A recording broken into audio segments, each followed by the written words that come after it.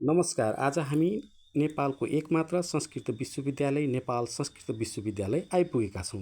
मानव जातिका लागि उपयोगी प्रज्ञा सम्पत्तिको संरक्षण गर्दै पूर्वीय एवं पाश्चात्य ज्ञान विज्ञान अध्ययन संस्थान अनुसन्धानको केन्द्रको रूपमा विकसित तुल्याउने उद्देश्यले विक्रम सम्वत 2043 सालमा दाङको बेलजुण्डीमा स्थापना भएको यस नेपाल संस्कृत विश्वविद्यालय 326 बिघा क्षेत्रफलमा फैलिएको छ।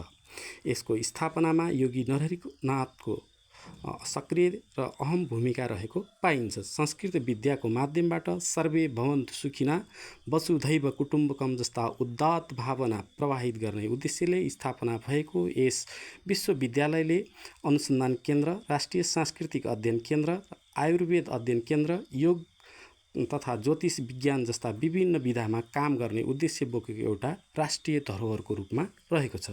संस्कृत वाङ्मय अथवा संस्कृत भाषा एउटा भाषा मात्र होइन, यो ज्ञानको भण्डार पनि हो। विश्वको प्राचीन भाषा हो, अन्य भाषाको पनि जननी हो। यसलाई दर्शनको भाषाको रूपमा पनि लिइन्छ। चारवाक दर्शन,